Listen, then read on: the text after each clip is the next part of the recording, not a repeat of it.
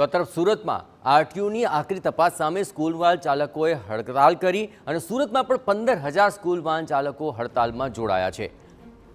RTO અને traffic પોલીસની હેરાનગતિને કારણે હડતાલ પાડી હોવાનો તેમનો દાવો છે। 20 થી 25,000 રૂપિયા દંડ કરવામાં આવતો હોવાનો તેમણે આરોપ લગાવ્યો છે। ગાડીઓની કામગીરી પૂર્ણ કરવા માટે તેમણે પણ સમય આપવાની માંગ કરી।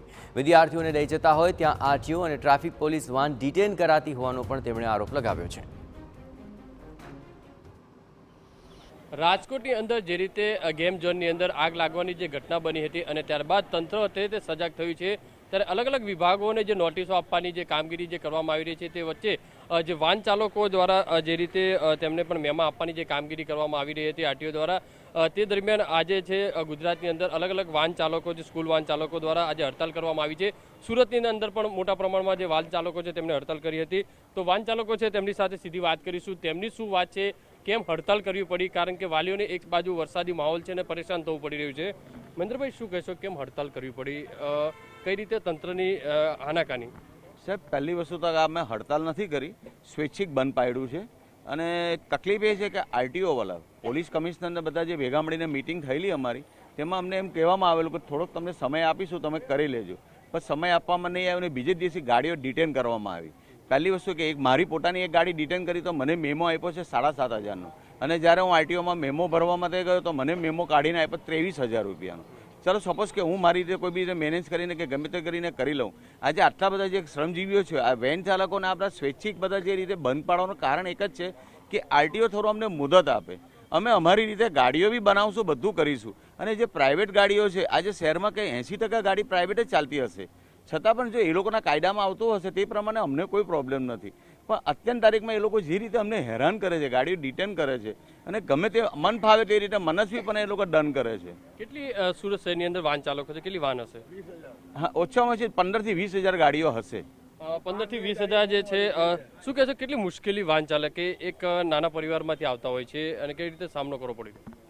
અરે એ રીતના સામનો કરવો પડે કે આગળ આવીને ઊભા રહી જાય, અમે છોકરાઓ લઈને આવતા હોઈએ તો બી અમારી ગાડી ડિટેન કરી લે, અમારા છોકરાઓને હું શું કરવાનું? હા, ગાડી આગળ આવીને ક્રોસ કરીને ઊભી કરી દે કે ભાઈ તમારે બુટલેગરની છે, એટલે અમારે કેવું છે કે છોકરાઓનું જોવું પડે પહેલાં, પછી એ લોકોને સ્કૂલમાં મૂકવાના, તો ગાડી ત્યાં ડિટેન કરી દે તો અમારે જવું કાં? શું કહેશો, કઈ રીતે મુશ્કેલીનો સામનો, કેટલો દંડ આપવામાં આવ્યો છે તમને? અમે છોકરા લોકો લઈને આવે છે ને આ લોકો આવીને ઊભા થઈ જાય છે તો અમારે ના છૂટકે એમ વળીને પાછા ભાગવું પડે છે, એવામાં એક્સિડન્ટ થવાનો ભય રહી છે। બસ એ કહું છું। જે રીતે જોઈ શકાય છે કે વાહન ચાલકો મોટી સંખ્યામાં અંદર ભેગા થયા છે, તેમને અલગ અલગ જે આરટીઓ તરફથી દંડ આપ્યો છે, કેટલો રોષ છે, કઈ રીતે તંત્ર કામ કરી રહ્યું છે અને આજે સ્વૈચ્છિક બંધ પાડવું પડ્યું? એ સ્વૈચ્છિક બંધ પાડવું જ પડે કે ડિટેલ કરીએ બધી ગાડીઓ, એટલે કોઈ ગાડીવાળા ગાડી ચલાવી શકતા નથી અને એ લોકો તાત્કાલિક એટલા જલ્દી એ લોકો પાર્સિંગ કરવાનું કહે, એટલી બધી ગાડી તાત્કાલિક પાર્સિંગ થાય ગાડી જે મૂકેલી છે એના પેપર હજુ અમને નથી મળતા, તો અમે બીજી 20,000 ગાડી મૂકીએ તો ક્યારે અમને પેપર મળે? તમે કઈ હિસાબે ધંધો કરીએ? અને એક ગાડીવાળા કેવી રીતે ગાડી બનાવે? એક ગાડી ચલાવતો હોય માણસ, ગરીબ એનું રોજી ચાલતી હોય, તમે એ લોકોને ડિટેલ કરો એ માણસ દંડ આટલો બધો ભરે કાઢે એની અંદર, અને ને લોનવાળી ગાડી 20,000 માંથી 5,000 ગાડી લોનવાળી હશે અને એનઓસી વગર ગાડીની અંદર એ થાય નહીં, પાર્સિંગ થાય નહીં, અને એનઓસી આવે સીધા 30,000 રૂપિયા ખર્ચો એ થાય ને આરટીઓ પાસે છે વાહન ચાલકો છે, સમય માંગી રહ્યા છે, કેટલી મુશ્કેલી વાહન ચાલકોને અત્યારે, કારણ કે તંત્ર છે તાત્કાલિક ચડી પડ્યું છે? એટલે આમાં તો ઘણી બધી મુશ્કેલી થાય છે કે આરટીઓવાળા કશેથી બી આવી જાય, અમે જો ગાડી ચલાવતો હોય તો ગભરાટના કારણે કશે બી અમે જઈ શકીએ તો એક્સિડન્ટ થાય તો એ જવાબદારી તો અમારા પર જ આવે, એ લોકો તો હટી જાય, બરાબર ને? પ્લસ એ લોકો પકડે તો 25-20,000 રૂપિયા તાત્કાલિક દંડ એ લોકો આપે છે ને અમે જો નિયમો છે, નિયમો અનુસરવામાં આવે તો દંડ કદાચ ન થાય, પણ નિયમ અમે કરી શકીએ, વાંધો નહીં, પણ અમારે 60-70,000નો એ ખર્ચો છે એ કરવા માટે। હવે અમારી લોન પર ચાલતું હોય ગાડી તો 60-70,000 રૂપિયા પ્લસ પછી એનઓસી લેવા બેંકમાં જઈએ તો ત્યાં બી પૈસા ભરવા પડે।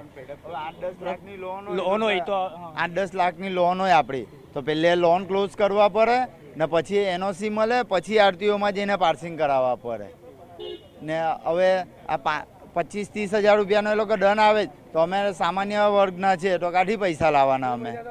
જે રીતે શું કહેશો મહેન્દ્ર, શું કહેવું છે આપનું? જો નિયમો જો પાળવામાં આવે તો નિયમ અનુસાર વાહન ચાલી શકે છે ને? નિયમો અનુસાર તો વાહન ચાલી શકે છે। એ લોકોનું કેવું એવું છે કે સિલિન્ડર જે ગેસનો બાટલો છે, બાટલા ઉપર છોકરાઓ નહીં બેસાડો, બરાબર છે, તો બાટલો ગાડીમાં મુકાય નહીં. જેવી રીતે આપણી સિટીમાં બસો ફરે છે, તે બસોમાં પણ બાટલા સીટની નીચે જ આવે છે. તો એ જો બાટલા ફાટવાને એ લોકોને બીક હોય તો પછી એવી રીતે એ લોકો બસો શું કામ મૂકી છે?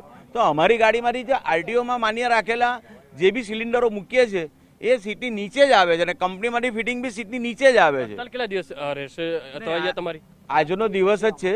આજે અમારે 11 વાગે આરટીઓ સાહેબ સાથે વાતચીત કરવા જવાનું છે. એટલે એમની પાસે અમે રિક્વેસ્ટ કરીને જે પણ બનતું હશે તે છૂટું કરીને અમે લોકો કાલથી તો ચાલુ કરી દઈશું. પણ તકલીફ અમારી આ એક જ છે તમારા માધ્યમથી કહેવાની કે અમને થોડો સહકાર આપીને થોડોક સમય આપવા વિનંતી. જે રીતે વાહન ચાલકો છે સમય માંગી રહ્યા છે, તંત્ર તરફથી થોડો સહકાર આપવામાં આવે છે, જે નિયમો છે તે અનુસરવા માટે પોતે બાહેધરી આપી રહ્યા છે. કેમેરામેન સંજય ચંદેલ સાથે બલદુ સુથાર, TV9 સુરત.